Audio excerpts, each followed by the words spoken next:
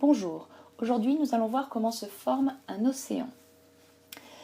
La lithosphère continentale, constituée de croûte et de manteau, repose sur du manteau asténosphérique, manteau inférieur.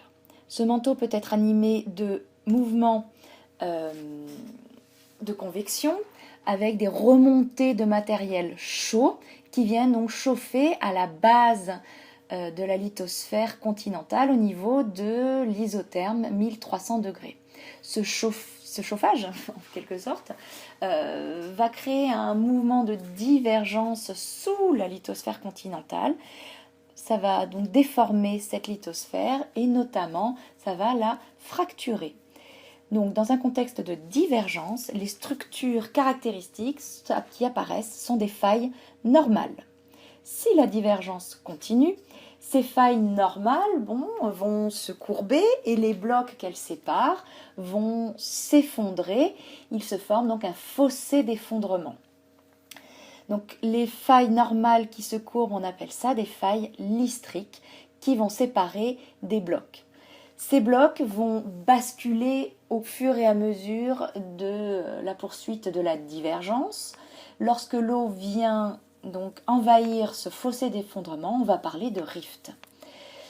Si l'eau est présente, alors il peut y avoir de la sédimentation. Et les sédiments qui se déposent au fond de l'eau vont se déposer donc à la surface des blocs continentaux qui ont basculé. On va parler de sédiments Saint-Rift parce qu'ils se déposent en même temps que s'effectue le phénomène de rifting, donc d'écartement, de divergence. D'écartement et de divergence.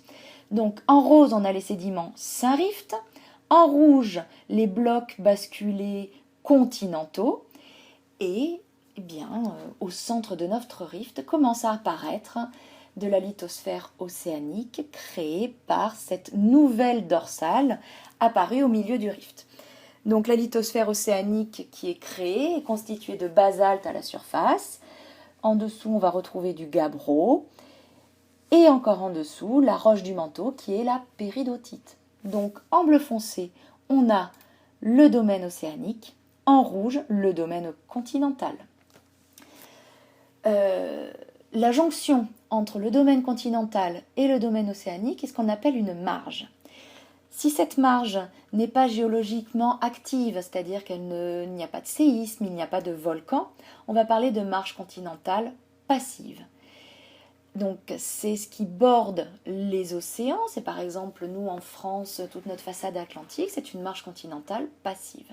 Les structures géologiques caractéristiques des marges continentales passives, c'est la présence de failles lystriques qui séparent donc des blocs qui basculent, des blocs basculés, au creux desquels se sont déposés des sédiments Saint-Rift en éventail. Et donc l'ensemble marque cette marge passive. Donc quand on étudie la formation des chaînes de montagne, paradoxalement, on va essayer de retrouver des structures qui ont marqué auparavant l'existence d'un ancien océan, donc l'existence de la formation de cet ancien océan. Au revoir.